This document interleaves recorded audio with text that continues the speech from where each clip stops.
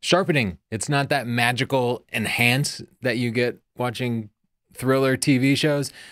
No, but it can make your pictures look a little bit sharper, and often, especially for things like wildlife and action shots, we do want it to be a little bit sharper. But a lot of people overdo it. So I'm going to show you what sharpening does and give you some do's and don'ts so that you won't look ridiculous. Let's jump into my favorite editing app, Adobe Lightroom. And this picture is actually a 1-to-1. You can see those 5 DSR images, man, they give you a lot of detail. This picture currently has no sharpening in it. I'm in the develop module of Lightroom here. And if I scroll down here to the detail tab, you can see there's this sharpening thing. So let's actually go into 2-to-1 just so everybody can see it a little clearer.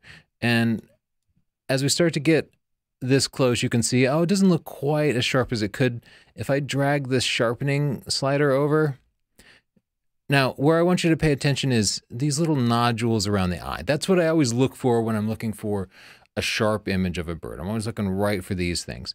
And so you can see the difference between no sharpening, suddenly it looks soft, and a lot of sharpening, suddenly it looks, wow, just really detailed, right? Somewhere in between the minimum and the maximum is going to be a point where the image really looks best.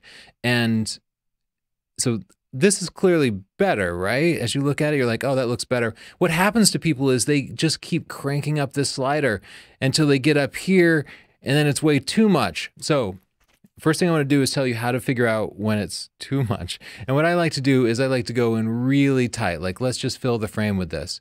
And you can see at 150, we're seeing a couple of signs that it's too much. First, the background here becomes crazy. You can see with the sharpening down to 0, this is nice and smooth bokeh, but even at ISO 100, there's a little bit of noise in the background, and therefore the sharpening notices that noise and just cranks up the contrast, because sharpening does not add detail.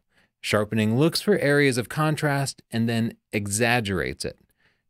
So it makes it a little more visible to your eye, which makes us feel like it's sharper, but it's also exaggerating noise and everything else. So there's a lot of negative side effects of it. With the sharpening at 0, as we look at the eye, it looks downright blurry. Of course, we're zoomed in 8-to-1.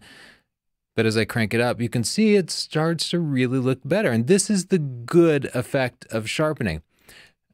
Besides noticing that the background noise starts to look terrible, let's look at an area of transition here.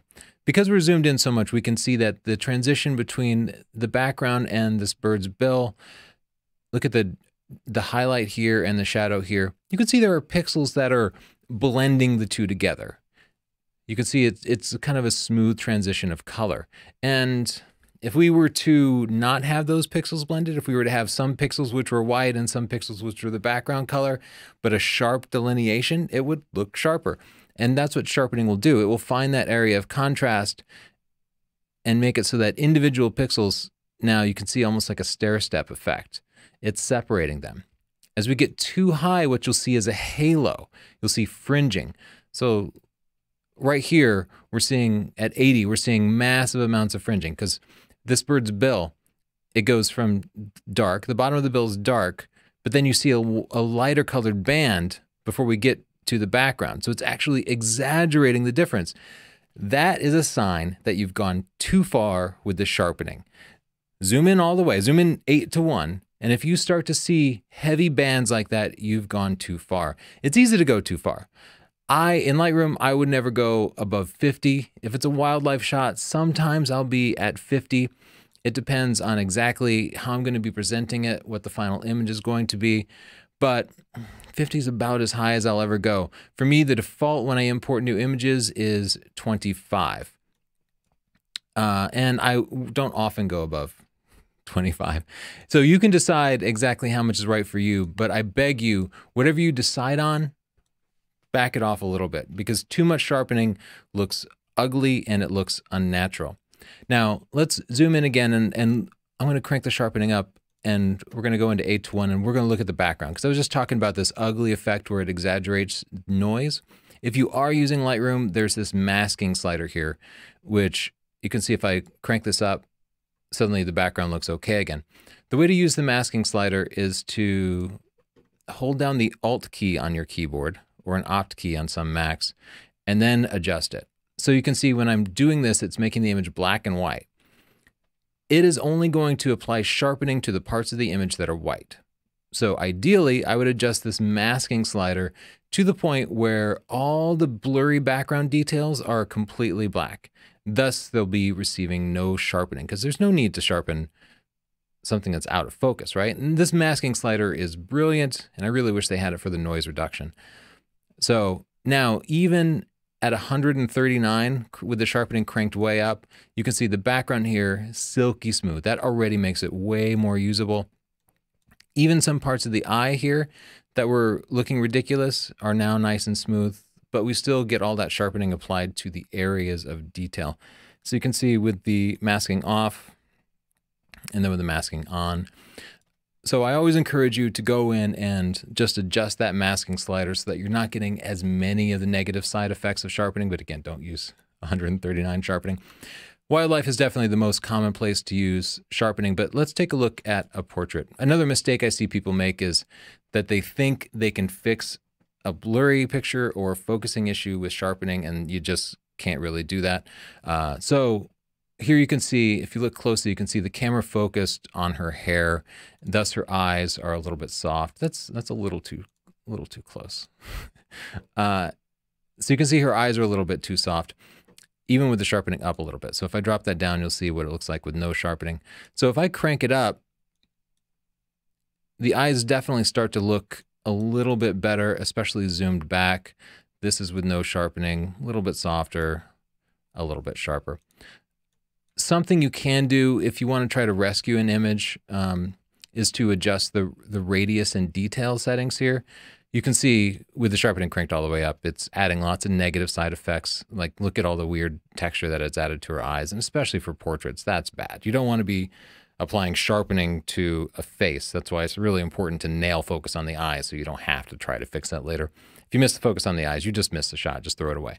But you might be able to adjust the radius and get slightly better results out of it. The radius is the amount of space that the processor, the Lightroom, will look at around any individual pixel. And normally it's at 1, but especially with a high megapixel camera like a 5 DSR, or with particularly blurry lenses or some combination thereof, you might get slightly better results by adjusting the radius. I mean, really, I haven't been able to find any consistent way to adjust this, so I can't tell you some settings, but you can try playing with it a little bit. Generally, the end result is it's applying a little bit more or a little bit less. It just seems like it's similar to cranking it up. The detail slider here will just kind of exaggerate the sharpening a little bit more. Okay, so made the point, you can't fix blurry pictures with sharpening, though sometimes it can help a little, especially with video. We'll add sharpening in.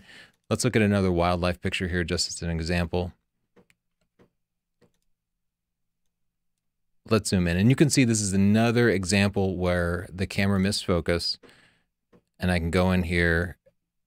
You can see it front focus a little bit. So let's just drag the sharpening up, and you can see it definitely looks a little bit better. But again, we want to kind of mitigate those negative side effects. If you get to a point where maybe you had 2 birds in the picture and you want to sharpen one but not the other, I suggest opening the picture in Photoshop and then separating that image out into 2 separate layers so that you can apply sharpening to just one of the birds, and you can do it a little bit more carefully and controlled. That requires an understanding of layers and masks. Okay, so I hope this has helped. I hope you back off on the sharpening a little bit, but again, use some sharpening. Your sharpening doesn't ever need to be at 0, but maybe it should be at 25 and not at 100. I hope that helps. If you don't yet have Lightroom and Photoshop, I suggest you head over to sdp.io/Adobe deal, where you can get a subscription for like $10 a month. That's what we do.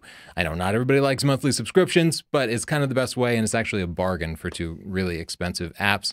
And if you want some education, if you want to learn more about Lightroom and Photoshop, including a very deep dive into sharpening, check out our books on Amazon at sdp.io/L or sdp.io/P. Just 1-letter shortcuts. And of course, subscribe for more free videos.